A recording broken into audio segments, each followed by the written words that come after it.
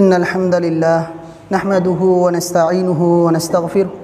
ونعوذ بالله من شرور أنفسنا ومن سيئات أعمالنا من يهده الله فلا مضل له ومن يضلل فلا هادي له وأشهد أن لا إله إلا الله وحده لا شريك له وأشهد أن محمدا عبده ورسوله أما بعد فإن خير الحديث كتاب الله وخير الهدي هدي محمد صلى الله عليه وسلم وشر الأمور محدثاتها وكل محدثة بدعة وكل بدعة ضلالة وكل ضلالة في النار فأعوذ بالله من الشيطان الرجيم بسم الله الرحمن الرحيم قاف والقرآن المجيد بل عجبوا أن جاءهم منذر منهم فقال الكافرون هذا شيء عجيب أإذا متنا وكنا ترابا ذلك رجع بعيد قد علمنا ما تنقص الأرض منهم وعندنا كتاب حفيظ بل كذبوا بالحق لما جاءهم فهم في أمر مريج أفلم ينظروا إلى السماء فوقهم كيف بنيناها وزيناها وما لها من فروج والأرض مددناها وألقينا فيها رواسي وأنبتنا فيها من كل زوج بهيج تبصرة وذكرى لكل عبد منيب ونزلنا من السماء ماء مباركا فأنبتنا به جنات وحب الحصيد والنخل باسقات لها طلع نضيد رزقا للعباد وأحيينا به بلدة ميتا كذلك الخروج كذبت قبلهم قوم نوح وأصحاب الرس وثمود وعاد وفرعون وإخوان لوط وأصحاب الأيكة وقوم تبع كل كذب الرسل فحق وعيد أفعينا بالخلق الأول بل هم فی لبس من خلق جدید۔ محترم حاضرین، سب سے پہلے تمام قسم کی تعریف، توصیف، کبریائی و بڑائی اس اللہ رب العالمین کے لیے لائق اور زیبا ہے جس نے ہم سب کو اس روئے زمین کے اندر پیدا فرمایا اور پیدا فرمانے کے بعد ہمیں یوں ہی بے یار و مددگار نہیں چھوڑا بلکہ ہماری ضروریات زندگی کا مکمل انتظام فرمایا اور ہماری اخروی رشد و ہدایت کی خاطر بے شمار انبیاء علیہم السلام کو اس کائنات کے اندر مبعوث فرماتے رہے۔ ان تمام انبیاء علیہم السلام پر درود و سلام کے پھول نچھاور ہوں، بالخصوص ہمارے آخری نبی سرتاج رسول سید الکونین جناب محمد الرسول اللہ صلی اللہ علیہ وسلم پر۔ حاضرین کرام، حمد و صلات کے بعد آج کی گفتگو کا عنوان ہے آزادی ہند میں مسلمانوں کا کردار۔ محترم حاضرین، ہم جس ملک میں رہ رہے ہیں، جس ملک میں زندگی گزار رہے ہیں، اتنا تو ہم جانتے ہیں کہ 1947 کو ہمارا یہ ملک آزاد ہوا ہے۔ 15 اگست کی تاریخ تھی جو اگلے ہفتے ہمارے درمیان وہ تاریخ بھی آ جا رہی ہے، یعنی اسی مہینے میں، اسی اگست کے مہینے میں ہمارا ملک انگریزوں کے چنگل سے آزاد ہوا ہے۔ یہ تو ہم جانتے ہیں، لیکن اس آزادی کو حاصل کرنے کے لیے ہمارے آباء و اجداد نے، ہمارے بزرگوں نے کتنی قربانیاں پیش کیں، کتنی صدیاں لگ گئیں اس دن کو دیکھنے میں، وہ چیزیں ہم نہیں جانتے۔ آج کے جو ہمارے ملک کے حالات ہیں، حالات کے اعتبار سے ہم نے اس عنوان کا انتخاب کیا ہے کہ کم سے کم ہم اپنے باپ دادا کی تاریخ کو یاد رکھیں کہ ہم جس ملک میں رہ رہے ہیں کوئی عام باشندے نہیں ہیں، ہمارا ایک رول تھا، ہمارا ایک کردار تھا، اس معاشرے کے اندر، اس ملک کے اندر ہماری ایک امتیازی پہچان تھی۔ یہ چیز ہم کو سمجھنا ہے۔ اس عنوان کو انتخاب کرنے کی 3 وجہیں ہیں۔ ایک وجہ تو یہ ہے جو ہم نے ابھی ذکر کی کہ ہمارے ذہنوں میں یہ بات بیٹھ جائے کہ ہمارے باپ دادا نے کیا کچھ کیا ہے اس ملک کو پانے کے لیے، اس ملک کو آزاد دیکھنے کے لیے۔ اس لیے اپنے باپ دادا کی تاریخ کو زندہ رکھنے کے لیے اپنی زبانوں پر ان کے زندگی کے جو اہم واقعات ہیں ان کو یاد رکھیں، اپنے دلوں میں ان کو محفوظ کر لیں کہ دنیا کی تاریخ میں اگر ہم ان کے تاریخ کو بھلا دیں، ان کے کارناموں کو بھلا دیں، ان کی قربانیوں کو بھلا دیں تو آپ آپ یقین مانیں کہ دنیا کی تاریخ سے آپ کا نام و نشان بھی مٹ جائے گا۔ آج ہمارے ملک کے جو حالات ہیں آپ اگر دیکھیں گے، ہندی اور انگلش میڈیم کی جو کتابیں ہیں، کل تک ہمارے بزرگوں کے مجاہدین آزادی کے کارنامے مذکور تھے، ان کتابوں میں چھپے جاتے تھے۔ آج ملک کی حالات اس نوبت پر پہنچ چکی ہے کہ ان کے جو کردار تھے آج اس کتابوں سے ان کو ہٹا دیا گیا ہے کہ ہم نے جب اپنے بزرگوں کو بھلا دیا تو لوگوں نے ہمارے ساتھ زیادتی کی ہے۔ تاریخ کو یاد رکھنے کا ایک مقصد یہ بھی ہے کہ آج تاریخ سازی کا کام بڑا زور و شور سے چل رہا ہے۔ جو مجاہدین آزادی میں ہیرو تھے آج ان کو زیرو بنایا جا رہا ہے، جو انگریزوں کے چیلے تھے آج وہ ہیرو بن کر بیٹھے ہوئے ہیں، اور ان کے ماننے والے ان کو ہیرو بنا کر معاشرے میں پیش کر رہے ہیں، اور بڑے زور و شور کے ساتھ اور اس انداز میں کہ ہمارے اہل حدیث بچے بھی، مسلمان بچے بھی اپنی زبانوں سے انہی کے ترانے گاتے ہیں، اور جنہوں نے قربانیاں پیش کی ہیں آج وہ پردے میں چلے گئے، ان کی قربانیاں آج ہماری نگاہوں کے سامنے نہیں ہیں۔ تو ہماری دوسری وجہ یہ ہے آزادی ہند میں مسلمانوں کے کردار کو بیان کرنے کی کہ آج جو لوگ تاریخ کو بدلنے کی کوشش کر رہے ہیں، ہم اصل تاریخ اپنے ذہنوں میں اپنی زبانوں پر یاد رکھیں، تاکہ ہمارے باپ داداؤں کے ساتھ اگر کوئی کھلواڑ کرنا چاہے، اس کی تاریخ کے ساتھ اگر کوئی رد و بدل کرنا چاہے، ہم دندان شکن ان کا جواب دیں کہ تاریخ ایسی نہیں تھی، تاریخ ایسی تھی، ہمارے آباء و اجداد کی قربانیاں ایسی تھیں، ہمارے بزرگوں کی قربانیاں ایسی تھیں۔ اگر ہم بھول جائیں گے تو لوگ ہمارے بزرگوں کے ساتھ کچھ بھی کر سکتے ہیں، ان کی تاریخ کو کچھ سے کچھ بنا کر پیش کر سکتے ہیں۔ آج جس موڑ پر ملک کے اس ماحول میں جہاں ہم پہنچ چکے ہیں یہ ہماری جہالت کا نتیجہ ہے۔ ہم تاریخ کو بھلا چکے ہیں۔ آج ہمارے اسی ملک میں ہمارے لیے جینا مشکل ہو گیا ہے۔ ہمیں آج لوگ یہ تانا دیتے ہیں کہ آپ فلاں ملک چلے جائیں، فلاں ملک چلے جائیں، یہ ملک ہمارا ہے۔ اگر ہم یاد رکھتے اپنی قربانیوں کو تو کسی مائے کے لال کے اندر یہ جرأت نہ ہوتی کہ ہمیں یہ تانا دے سکے کہ یہ ملک ہندوستان ہمارا ہے۔ اس لیے ہم تیسری وجہ اس وجہ سے اس عنوان کا انتخاب کیے ہیں کہ بعض جو ہمارے ملک کے مذہب والے لوگ ہیں یہ مسلمانوں کو تانا دیتے ہیں کہ یہ ملک ہمارا ہے، آپ اس ملک کو چھوڑ دیجئے۔ ہم ان سے یہ کہنا چاہتے ہیں اس موضوع پر گفتگو کر کے کہ آپ یہ خواب دیکھنا بند کر دیں۔ ہم نے اپنے خون سے اس ملک کو، ہم نے اپنے جانے جگر سے اس ملک کو سینچا ہے، اس کو سنوارا ہے، ان کو اس مقام پر پہنچایا ہے۔ یوں ہی ہم اس ملک میں بسیرا نہیں کر رہے ہیں، بڑی قربانیاں ہم نے دی ہیں۔ تو یہ تین وجوہات ہیں۔ ایک تو ہم اپنے بزرگوں کی تاریخ کو یاد رکھیں، اس لیے ہم نے اس عنوان کو چنا ہے۔ دوسرے یہ کہ ہماری تاریخ کو بدلا جا رہا ہے، ہماری قربانیوں کو مٹایا جا رہا ہے، ان قربانیوں کو ہم زندہ کریں، اپنی زبانوں پر، اپنے دلوں پر اس کو حفظ کر کے رکھیں۔ اور تیسری وجہ یہ ہے کہ جو لوگ یہ دعویٰ کرتے ہیں اور جو لوگ یہ نعرہ لگاتے ہیں کہ مسلمان کو یہ ملک چھوڑ دینا چاہیے، اپنے باپ داداؤں کی قربانیوں کو پیش کریں کہ یہ ہے اس ملک کی خاطر ہماری قربانیاں، اس ملک کو آزاد دیکھنے کے لیے یہ ہیں ہمارے باپ دادا کے قربانیاں، تاکہ آپ دیکھ لیں اور آپ اپنی زبان سے ایسی باتیں نہ کریں۔ تو یہ تین وجوہات ہیں۔ اب آئیے اصل موضوع کی طرف آگے بڑھتے ہیں۔ ہم جس ملک میں رہ رہے ہیں یہ بات تو طے ہے کہ اس ملک کی آزادی کے لیے سب نے آخری دور میں، آخری زمانے میں، آخری دہانے پر سب نے قربانیاں دی۔ مسلم، ہندو، سکھ، عیسائی سب مل کر کے لڑے ہیں اور سب نے مل کر کے اس ملک کو آزاد کیا ہے۔ لیکن اکثر مقامات پر، اکثر مرحلوں میں جن کے ہاتھوں میں قیادت رہی ہے، جن کے ہاتھوں میں ملک کی پوری ذمہ داری رہی ہے، انگریزوں سے جنہوں نے پورا مقابلہ کیا ہے، وہ مسلمان تھے، وہ مسلمان تھے۔ اور شروع کی تمام جنگیں آپ دیکھیں گے ہندوؤں کا نام و نشان نہیں ہے، سارے مسلمان تھے۔ اس کی وجہ تھی، وہ وجہ یہ تھی کہ ملک کو انگریزوں نے جن سے حاصل کیا تھا، چھینا تھا، وہ مسلمان تھے۔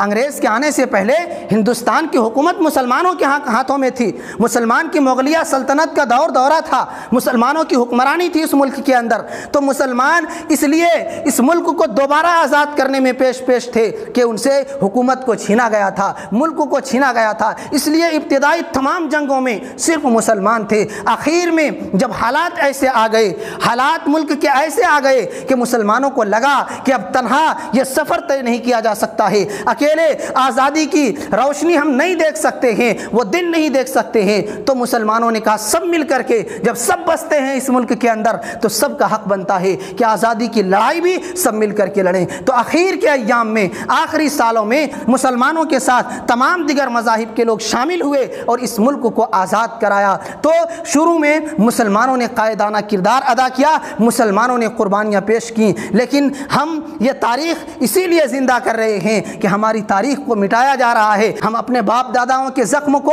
کبھی بھی ختم ہونے نہیں دیں گے، ان کے زخم کو تازہ کریں گے، ان کی قربانیوں کو زندہ کریں گے۔ ایک فارسی شاعر کہتا ہے، گاہے گاہے باز خاں ای قصہ پاری نارا، گاہے گاہے باز خاں ای قصہ پاری نارا، تازہ خواہی داشتن گرداغ ہائے سینارا، کہ اگر آپ چاہتے ہیں کہ آپ کے دل کے زخم اگر زندہ رہیں تو پرانی زخموں کو، پرانے قصوں کو آپ پڑھتے رہا کیجئے، پرانی یادوں کو تازہ کرتے رہا کیجئے، آپ کے دل کے زخم تازہ رہیں گے۔ ان کی قربانیاں اگر مٹ گئیں ہماری تاریخ ہندوستان سے مٹ جائے گی۔ اس لیے کہ تاریخ کو زندہ رکھنے کے لیے ہم اپنے باپ داداؤں کی قربانیوں کو زندہ رکھیں۔ ہندوستان میں انگریز کی جو آمد ہوئی ہے، ہم اور آپ یہی جانتے ہیں کہ 1947 کو 15 اگست کو ملک آزاد ہوا، لیکن اس کے پیچھے کتنی صدیاں لگی ہیں وہ ہم نہیں جانتے۔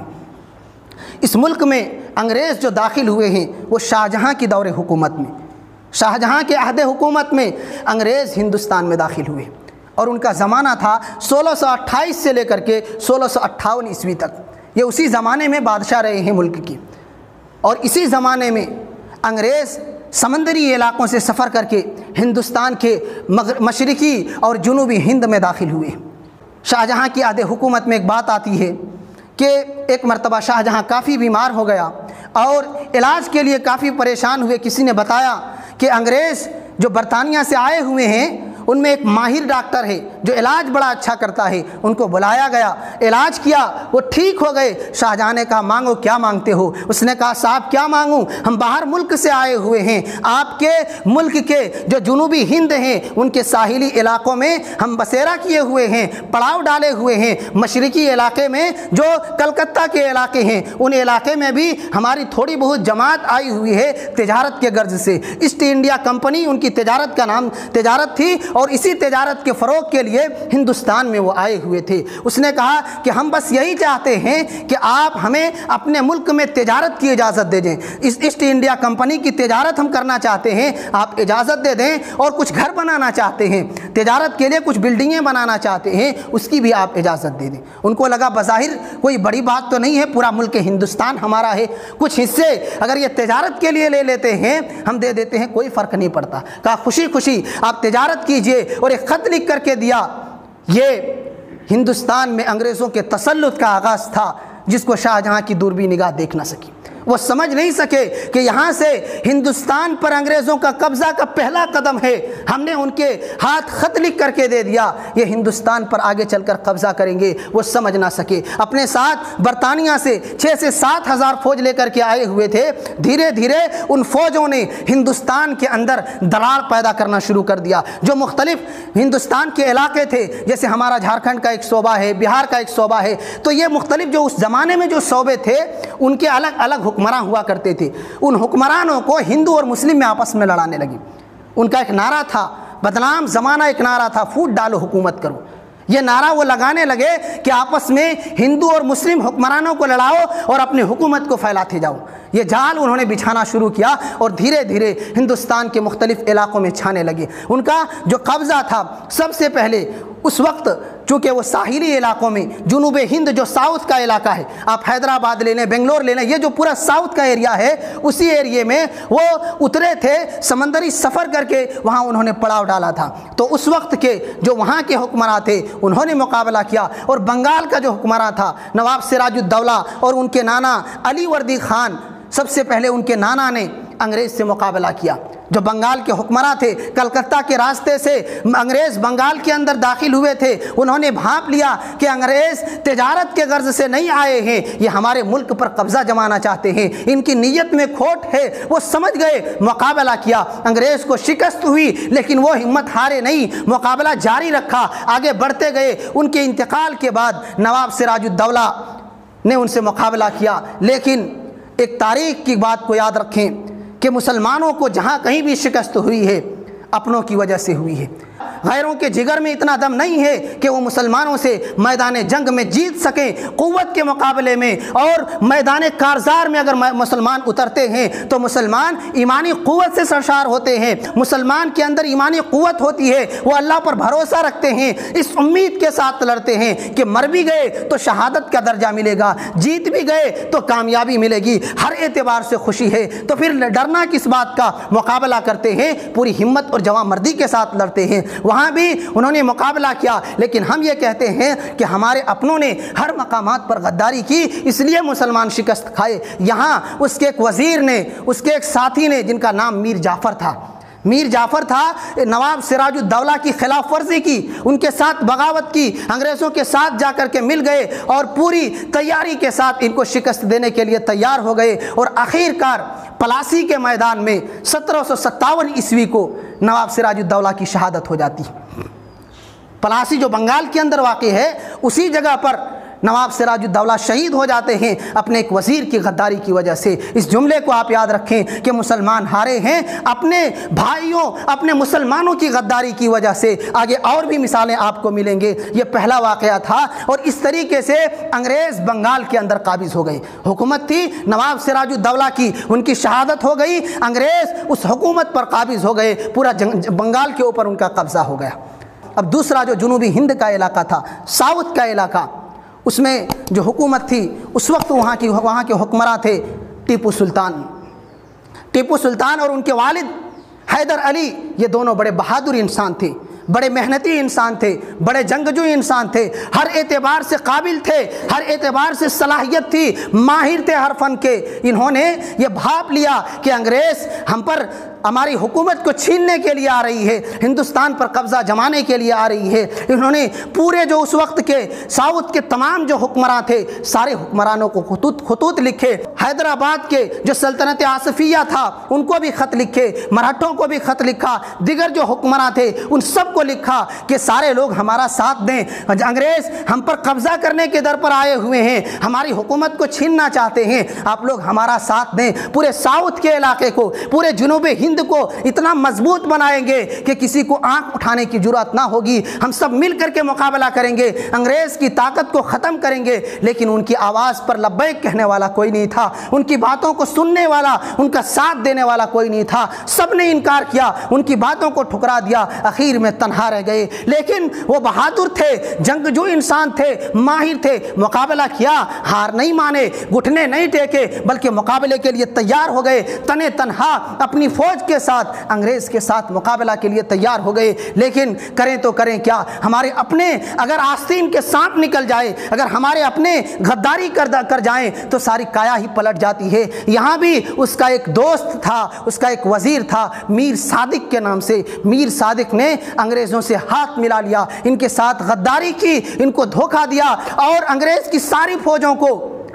ٹیپو سلطان کے جو قلعے تھے اس قلعے کے اندر داخل کرا دیا چپکے سے۔ جب ٹیپو سلطان اپنے قلعے سے باہر گئے ہوئے تھے، سارے فوجوں کو داخل کرا کر کے وہاں کے جو لوگ تھے، وہاں جو ان کے فوج تھے، سب کو اس بات پر مجبور کیا کہ یا تو آپ ان کا ساتھ چھوڑ دیں یا تو آپ قتل ہونے کے لیے تیار ہو جائیں۔ کچھ لوگوں نے ساتھ چھوڑ دیا، کچھ لوگ قتل ہونے کے لیے تیار ہو گئے۔ کہنے کا مقصد یہ ہے کہ وہاں بھی اس کے دوست نے غداری کی، اور غداری کرنے کے بعد ٹیپو سلطان کو بھی 1799 عیسوی کو 4 مئی 1799 عیسوی کو سرنگا پٹنم کے اندر لڑتے لڑتے ان کی شہادت ہو گئی۔ شہادت سے پہلے اسی وزیر نے، میر صادق نے یہ کہا تھا کہ ہم انگریز کی جانب سے آپ کے پاس ایک پیغام لے کر کے آئے ہیں کہ آپ انگریز کی غلامی کو قبول کر لیں، ان کے ماتحت، ان کے اشاروں پر چلنے کے لیے تیار ہو جائیں، آپ کی حکومت، آپ کی سلطنت، آپ کی یہ حکمرانی آپ کو بخش دی جائے گی۔ اس وقت ٹیپو سلطان نے ایک تاریخی جملہ کہا تھا جو آپ سنے ہوں گے۔ ٹیپو سلطان نے کہا تھا، شیر کی ایک دن کی زندگی گیدڑ کی 100 سالہ زندگی سے بہتر ہے۔ ہم شیر کی بہادری کے ساتھ لڑیں گے، میدان جنگ میں مر جائیں گے، لڑ کر مرنا تیار ہے، لیکن ہم کسی کی ماتحتی اور کسی کی غلامی قبول نہیں کر سکتے۔ گیدڑ اور بزدلی والی زندگی ہم پسند نہیں کرتے، بہادری کی زندگی ہمیں پسند ہے، اور مقابلہ کرتے کرتے وہ شہید ہو گئے۔ ایسے موقع پر ایک انگریز نے ان کے سینے پر چڑھ کر کے کہا تھا، جنرل ہارس جس کا نام تھا، کہ آج سے ہندوستان ہمارا ہے۔ اللہ اکبر، کتنی بڑی بات اس شخص نے کہی تھی کہ آج سے ملک ہندوستان ہمارا ہے۔ آپ اندازہ لگائیں کہ ٹیپو سلطان کا کتنا بڑا دبدبہ تھا پورے ملک ہندوستان میں، ان کا کتنا بڑا رول تھا اس ملک کی آزادی کو حاصل کرنے میں اور انگریزوں سے مقابلہ کرنے میں، ان کی کتنی بڑی قربانی ہوگی۔ آپ اندازہ لگائیں، اس شخص نے ایک شخص کی قربانی پر کہا تھا آج سے پورا ملک ہندوستان ہمارا ہے۔ آج سے پہلے، جس کا صاف مطلب یہی ہے کہ آج سے پہلے مختلف حصوں میں قبضہ ضرور کیے تھے، لیکن ہندوستان ہمارا ہو نہیں سکا تھا۔ آج جب بڑی شخصیت کی قربانی ہو گئی، جب ٹیپو سلطان شہید ہو گئے، آج سے ہم دعویٰ کرتے ہیں کہ یہ ملک ہندوستان ہمارا ہے، یہ ملک ہندوستان ہمارا ہے۔ تو یہ تھے ہمارے آباء و اجداد۔ ان دونوں غداروں کے بارے میں، میر جعفر اور میر صادق کے بارے میں علامہ اقبال نے کہا تھا، جعفر از بنگال صادق میں از دکن، جعفر از بنگال و صادق از دکن، ننگے ملت ننگے دین ننگے وطن، کہ میر جعفر بنگال میں اور میر صادق یہ ساؤتھ میں، یعنی یہ دونوں کے دونوں علامہ اقبال کہتے ہیں ملت اسلامیہ کے لیے، دین کے لیے باعث ننگ و عار ہیں، باعث شرمندگی ہیں۔ ان دونوں کی ہستی مسلمانوں کے لیے شرم کی بات ہے۔ یہ دونوں غداروں نے اپنے دوست کے ساتھ، حکمرانوں کے ساتھ غداری کی، جس کی وجہ سے دو بڑے بڑے حکمراں اس ملک سے، اس کے آزادی کے سپنے تو دیکھ رہے تھے، ہندوستان سے انگریز کو دور بھگانا تو چاہتے تھے، لیکن ان غداروں کی وجہ سے وہ اس خواب کو پورا نہ کر سکے اور وہ اس دنیا سے چل بسے۔ اس طریقے سے انگریز ہندوستان کے ساؤتھ کے پورے علاقے پر بھی انگریز قابض ہو گئے۔ ایک اور انگریز کی جو چال تھی وہ یہ کہ مختلف جگہوں پر،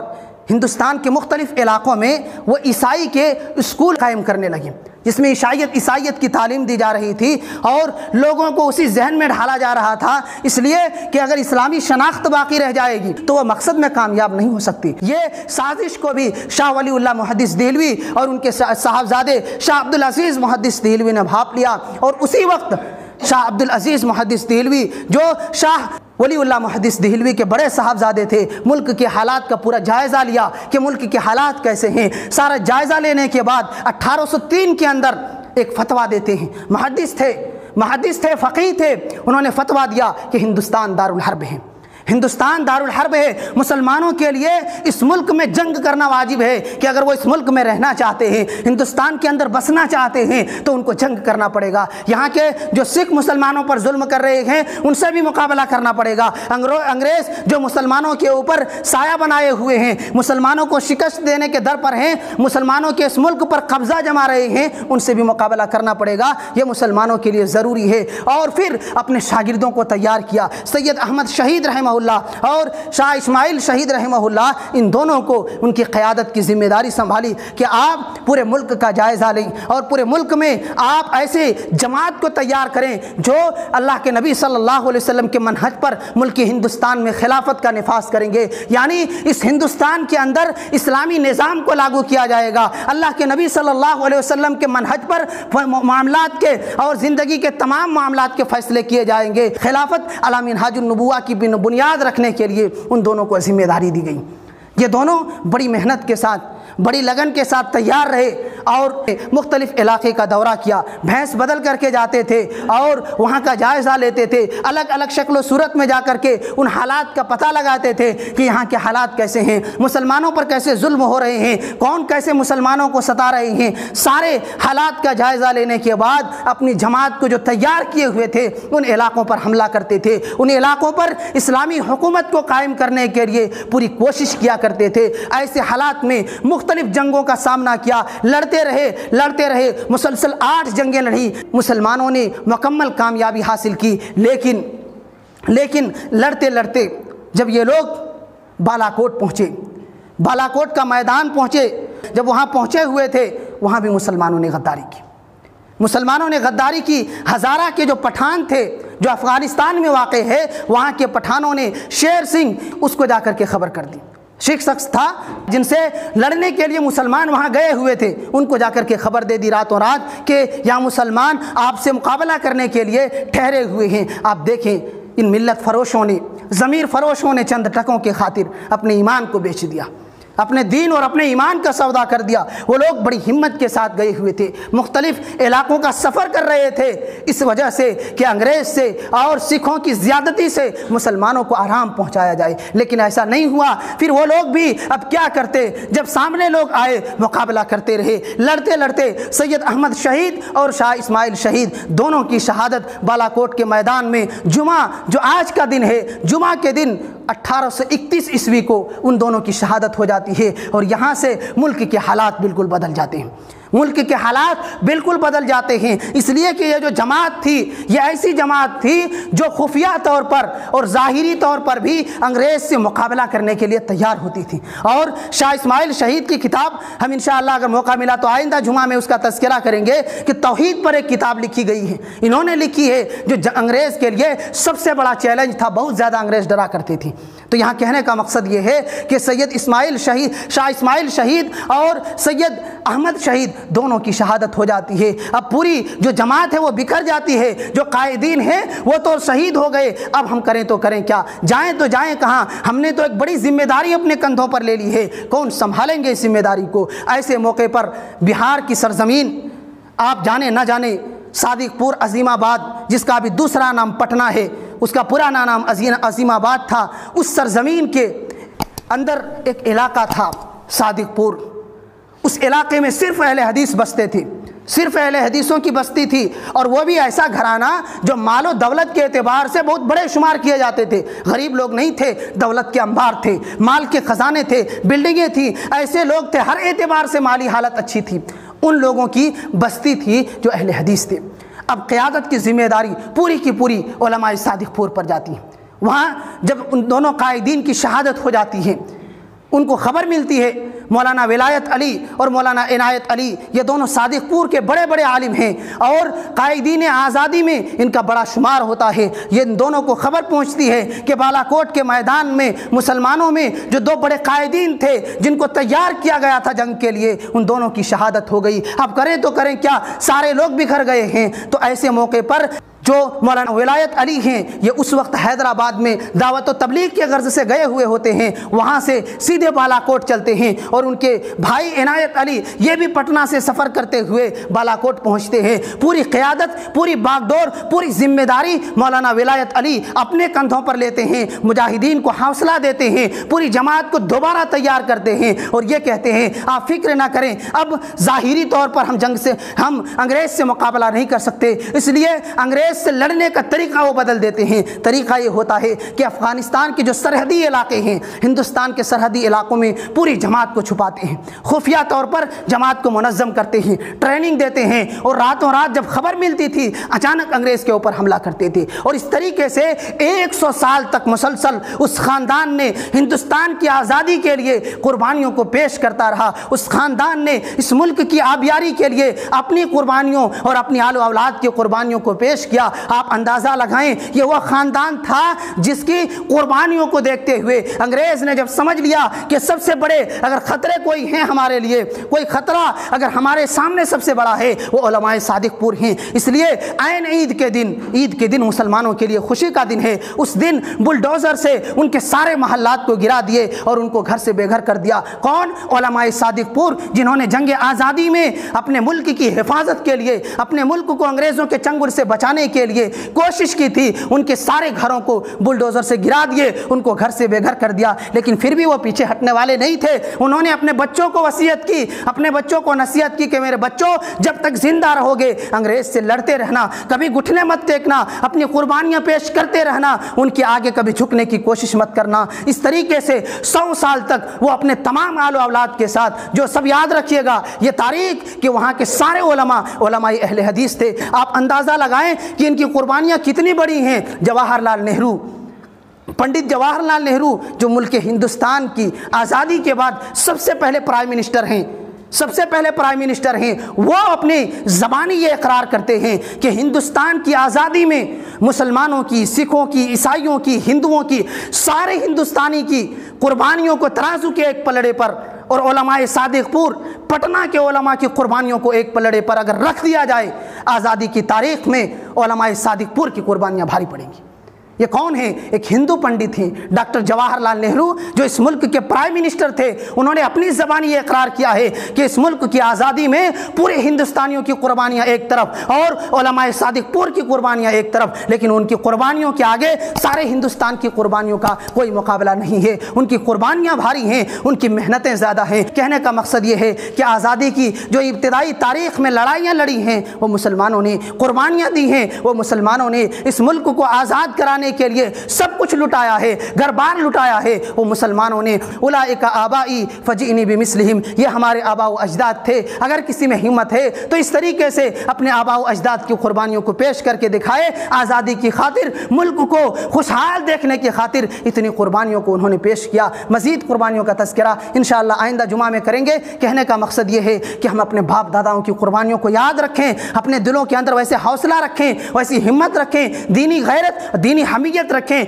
मुल्क को बचाने की खातिर कोशिश करें और हर एतबार से अपने दीन, अपने ईमान और अपने अक़ीदे की हिफाजत करें और दीन और ईमान पर कायम रह करके गैरों का दिफा करें। जो हम पर हमला करते हैं उनसे मुकाबला करें और जो हमें यहाँ से भगाना चाहते हैं उनको जवाब दें कि यूँ ही हम इस मुल्क में नहीं रहते हैं। इतनी लंबी दास्तान है हमारे बुज़ुर्गों की, इतनी लंबी कुर्बानियाँ हैं हमारे आबा व अजदाद की। अलमुहिम ये चंद बातें थीं। अल्लाह रब्बुल आलमीन से दुआ है कि अल्लाह रब्बुल आलमीन तो हम तमाम लोगों को इस मुल्क की हिफाजत की खातिर मुकम्मल कोशिश करने की तौफीक अता फरमा। परवरदिगार आलम, इस मुल्क में जो ख़तरात, जो फितने, जो फसादात और जो खराबियाँ, जो हालात हमारे दरमियान आ चुके हैं, अल्लाह रब्बुल आलमीन इस मुल्क में तो तमाम मुसलमानों की हिफाजत फरमा। आमीन। सुब्हान रब्बिका रब्बिल इज़्ज़ति अम्मा यसिफ़ून व सलामुन अलल मुरसलीन वल्हम्दुलिल्लाहि रब्बिल आलमीन।